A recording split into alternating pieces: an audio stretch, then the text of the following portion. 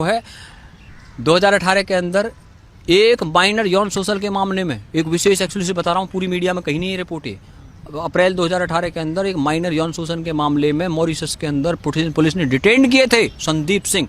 उसकी जी न्यूज़ की वेबसाइट पे ये रिपोर्ट पड़ी हुई है और भी कई न्यूज़ चैनल्स पे जाके देखिए आप। बताइए किसने उसका रिकॉर्ड खंगाला? ये क्या इन्वेस्टिगेशन कर रहे हैं भारत के चैनल? जो सीबीआई लेके आ रही है कुछ चैटों को, उनको ही दिखा रहे हैं, अपनी इन्वेस्टिगेशन कर रहे हैं लोगों की। बताइए आप। दिशा सालियान जो इसकी पूर्व मैनेजर थी, उसकी 8 जून को हत्या हुई है। दिशा सालियान का पोस्टमार्टम कूपर हॉस्पिटल में, सुशांत सिंह राजपूत का पोस्टमार्टम कूपर हॉस्पिटल में, दिव्या भारती का पोस्टमार्टम कूपर हॉस्पिटल में, जिया खान का पोस्टमार्टम कूपर हॉस्पिटल में, समीर शर्मा की अभी डेथ हुई है उसका कूपर हॉस्पिटल में, कुशाल पंजाबी कूपर हॉस्पिटल में। अरे सबके पोस्टमार्टम कूपर हॉस्पिटल में हो रहे मेरे भाई। और आपको एक बात बता दूं जितेंद्र बाबू, इनका क्रिमिनल माइंड है, इनके मेंटरों का। उसका एग्जाम्पल दे दूं आपको क्रिमिनल माइंड का, कि जो दिशा सालियान की मौत हुई है ये हुई है दिव्या भारती के अंदाज में। दिव्या भारती को 5 अप्रैल 1993 को जुहू के तुलसी अपार्टमेंट के 5वें फ्लोर से गिरा के मारा गया, या वो मरी ये अभी रहस्य में रहा। लेकिन ये सेम मामला जो था ये बाजीगर फिल्म के अंदर दिखाया गया। शाहरुख खान ने शिल्पा शेट्टी को गिरा करके मारा बाजीगर फिल्म में। ये फिल्म जो रिलीज हुई थी 12 नवंबर 1993 को, और दिव्या भारती की डेथ हुई है 5 अप्रैल 1993 को, यानी उसी साल में ये फिल्म रिलीज हुई है बाजीगर। और इस फिल्म की स्क्रिप्ट किसने लिखी है पता आपको? रॉबिन भट्ट, जो कि महेश भट्ट के भाई हैं। और रॉबिन भट्ट जो है वो उसकी मदर थी, हिंदू माँ से है वो, और जो महेश भट्ट है वो मुसलमान माँ शिरीन मोहम्मद से है। इनके जो पिताजी थे नाना भाई भट्ट, उसकी 2 वाइफ थी, एक हिंदू वाइफ थी हेमलता, जिसके बेटे रॉबिन भट्ट जिसने बाजीगर फिल्म की स्क्रिप्ट लिखी है, और दूसरे जो उसकी वाइफ थी नाना भाई भट्ट की, वो कौन थी? शिरीन मोहम्मद, जिसके बेटे महेश भट्ट हैं। और महेश भट्ट कश्मीरी पंडित है, नाना भाई भट्ट। उनको कश्मीरी पंडितों की आवाज़ उठानी चाहिए थी, लेकिन उन्होंने कश्मीरी पंडितों की आवाज़ नहीं उठाई। बॉलीवुड के अंदर ये कहते हैं ना भाई वहाँ पे इनका कहाँ से इनको माफिया बता रहे हो? मैं बताता हूँ माफिया को बता रहे, सबूत लो। महेश भट्ट का बेटा राहुल भट्ट 26/11 के हमलों में उसका नाम आया था। किसने लिया था नाम? डेविड कोलमैन हेडली, जो कि मुंबई हमलों का मुख्य आरोपी था। उसने रेकी करवाई थी डेविड कोलमैन हेडली से मुंबई के अंदर। चलो उसमें ना जाते हुए हम आपको और आगे की बात बताते हैं। 1990 से लेकर के 2020 तक जितनी भी हत्याएं बॉलीवुड के अंदर हुई है, किसी में सजा नहीं हुई आज तक। जिया खान का मामला, जिया खान की जो 3 जून 2013 को जो हुआ, उसके अंदर मुख्य आरोपी राहुल सूरज पंचोली का कुछ हो गया। दिव्या भारती मुख्य आरोपी साजिद नाडियाडवाला पे आरोप लगता है उसका कुछ हुआ। 1998 में उसकी फाइल बंद कर दी गई। और मुझे आप बताइए गुलशन कुमार हत्याकांड, जिसका आरोप नदीम श्रवण जो संगीतकार है उसके नदीम पे जो यूके के अंदर रहता, बताइए वो यूके से यहाँ आ गया क्या? नहीं आया ना। लेकिन आए कौन हैं? ये जो लोग सोचते हैं मुंबई में बैठ करके हमारा कोई कुछ नहीं करेगा। अरे भैया, अबू सलेम और मोनिका बेदी को पुर्तगाल से भारत लेके आ गए, और क्रिश्चियन मिशेल को दुबई से भारत लेकर के आ गए।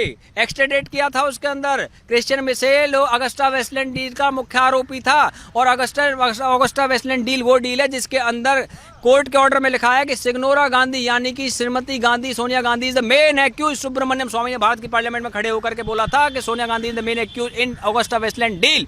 और उसी अगस्टा वेस्टलैंड डील के कोर्ट के ऑर्डर में भारत के 4 पत्रकारों के नाम थे, इटली के मिलान कोर्ट में थे। और वही पत्रकार अब कहाँ पे है वो दुनिया के अंदर? मुझे बताइए। जो फ्रेंडली मीडिया जैसे बोलते हैं, उन घोटाले में नाम है, उसकी फाइल खुलनी चाहिए। और आज आपको बता दूं, एक विशेष बात बताना चाहता हूँ। वोरा कमेटी का नाम सुना आपने? 1993 के जो बम ब्लास्ट हुए थे उसके बाद में वोरा कमेटी बनी थी। उस वोरा कमेटी ने जो पॉलिटिक्स का अंडरवर्ल्ड के साथ घालमेल है बॉलीवुड वालों का, उसके लिए उन नामों की लिस्ट तय करी थी। और वो वोरा कमेटी की रिपोर्ट आज तक जो है पब्लिक नहीं की गई है, केवल उसके 20 पेज पब्लिक किए गए हैं, बाकी पेज नहीं पब्लिक किए गए। आज मैं भारत के होम मिनिस्टर से चाहता हूँ उस धमाका कर देगी भारत के अंदर वो। उस रिपोर्ट के अंदर ऐसे नाम हैं, उसमें दाऊद इब्राहिम की डी कंपनी से जिन लोगों के संबंध थे मुंबई और दिल्ली के अंदर, उन लोगों के नाम वोरा कमेटी के अंदर है। वोरा कमेटी की रिपोर्ट एक्सपोज की जानी चाहिए, क्योंकि भारत के पत्रकार भी, आपको पता है कि भारत का सुप्रीम कोर्ट रात को 3 बजे खुला, 25 एडवोकेट गए। किसके लिए खुला? दाऊद इब्राहिम की डी कंपनी का गुंडा था वो याकूब मेमन, जिसके लिए भारत का सुप्रीम कोर्ट खुला था। दुबई में बैठ करके उन लोगों ने यहाँ भारत के सुप्रीम कोर्ट के लिए एडवोकेट भिजवा दिए। और जहां तक बात है, आपको मैं बता दूं, आज ड्रग्स के मामले सामने आ रहे। अरे भैया, ड्रग्स के मामले, जितेंद्र जी, मैं एक ऐसा व्यक्ति हूँ, ये तो जब अभी सुशांत का केस आ गया इसलिए चैनल वाले बोल रहे हैं, हम तो पहले से भी जब इन चीज़ों की चर्चा करते रहे हैं, क्योंकि ये money laundering, drugs casting couch, इसका सारा जो वहाँ पे घालमेल है, ये एक मामला नहीं है, ये मल्टीपल मामले हैं। मल्टीपल मामले कैसे, उदाहरण के साथ बता देता हूँ। बंटी सचदेव कॉर्नरस्टोन कंपनी का सीईओ, कॉर्नरस्टोन कंपनी के अंदर दिशा सालियान काम करती थी, कॉर्नरस्टोन के अंदर ही श्रुति मोदी काम करती है। जो ये श्रुति मोदी है, ये एक्स मैनेजर है किसकी, सुशांत सिंह राजपूत की। और श्रुति मोदी जो उसके अंदर मैनेजर रही है, तो कॉर्नरस्टोन की जो कंपनी का मालिक है बंटी सचदेव, उसको कल इंटेरोगेट किया सीबीआई ने। बंटी सचदेव की जो बहन है सीमा सचदेव, वो सुहेल खान की वाइफ है, और उनके अरबाज खान के संबंध है, ह्यूमन के साथ संबंध है बंटी सचदेव के। बंटी सचदेव जो है वो विराट कोहली, केएल राहुल, रविंद्र जडेजा, युवराज सिंह, इनके ब्रांड को मैनेज करते हैं। सानिया मिर्जा का मैनेज करते हैं। हरियाणा की जो जाट छोरी विनेश फोगाट है, उसका ब्रांड मैनेज करते हैं। और इसकी जो कंपनी है कॉर्नरस्टोन, उसकी वेबसाइट पे जाइए, वो कहते हैं किंगडम ऑफ 7 ड्रीम्स, यानी किंग ऑफ 7 ड्रीम्स, जो 7 किंगडम्स का मैं किंग हूँ, ऐसा उसके वेबसाइट के अंदर लिखा है। तो उसको इंटेरोगेट किया गया है। तो उसका जो क्रिकेट, बॉलीवुड, पॉलिटिक्स, तीनों जगह मामला है।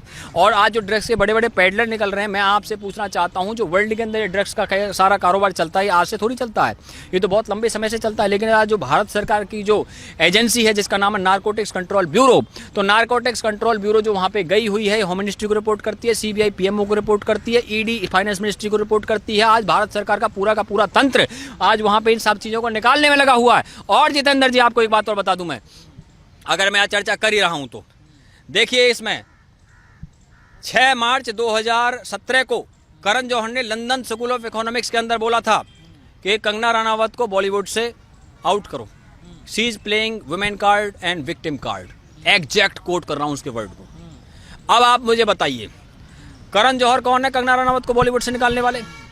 करण जौहर को क्यों चिढ़ हो रही है भैया इस चीज़ की? करण जौहर सबसे पहले इस बात का जवाब दें कि अप्रैल 2018 के अंदर उसके घर पे जो पार्टी हुई थी, उस पार्टी पे ड्रग्स की पार्टी बताया जा रहा है, उस पर आरोप लगे थे ड्रग्स लेने के। तो मैं आपसे जानना चाहता हूं, आप मुझे बता दीजिए कि करण जौहर की पार्टी में कौन कौन लोग शामिल थे? रणबीर कपूर था, अर्जुन कपूर था, मलाइका अरोड़ा थी, दीपिका पादुकोण थी, विक्की कौशल थे, उसके अंदर ये वरुण धवन था, शाहिद कपूर था। इस पार्टी के बाद में एफआईआर करवाई थी मनिंदरजीत सिंह सिरसा ने, जो कि है दिल्ली के अंदर एक बीजेपी के एमएलए। आप मुझे बताइए कि जब ये पार्टी सामने आ गई तो उसके बाद में मुंबई पुलिस ने उन पर कार्रवाई क्यों नहीं की? और मुंबई पुलिस के जो कमिश्नर साहब हैं, वो तो बहुत अच्छे रहे पूरे जीवन में, वो बल्लभगढ़ से आ गए, फरीदाबाद में उनका गाँव पड़ता है। और ये सारा जो खेल है भैया, मैं तो आपसे एक ही बात कहूँगा जितेंद्र जी, जो सबसे बड़ी जो चीज़ है वो ये है कि ये सब सीबीआई के घेरे में और इनका फ्यूचर अंधेरे में है।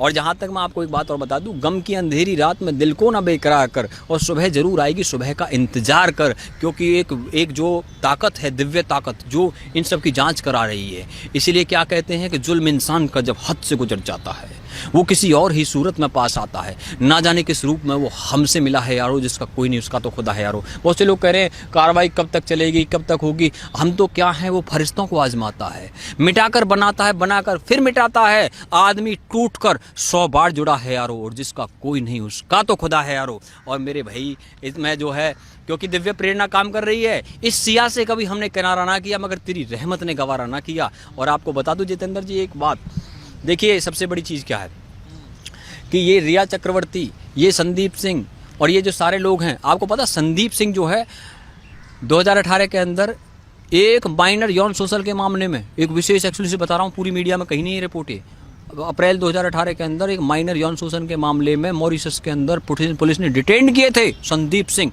उसकी जी न्यूज़ की वेबसाइट पे ये रिपोर्ट पड़ी हुई है, और भी कई न्यूज़ चैनल्स पे जाके देखिए आप। बताइए किसने उसका रिकॉर्ड खंगाला है? ये क्या इन्वेस्टिगेशन कर रहे हैं भारत के चैनल?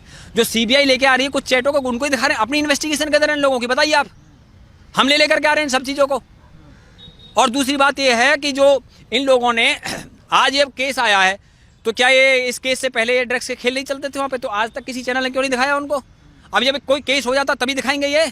ना तूने सिग्नल देखा, ना मैंने सिग्नल देखा, एक्सीडेंट हो गया। जब कोई एक्सीडेंट होगा तभी बात होगी उस चीज़ की, कोई उसके बगैर भी बात हो जाएगी? अरे भैया जितेंद्र जी, ये जो सारे गेम चल रहे हैं ना वहाँ पे, देखो अंडरवर्ल्ड का बहुत बड़ा नेटवर्क बॉम्बे में काम करता है, और ये सारा जो नेटवर्क है अंडरवर्ल्ड का, वहाँ पे ये 1990 के समय में बहुत जोर था वहाँ पे, शिवसेना ने उसको कम किया था। और अंडरवर्ल्ड का जो नेटवर्क है वो दुबई से और कराची से संचालित है। इसको डी के गैंग बोलते हैं, दुबई कराची गैंग।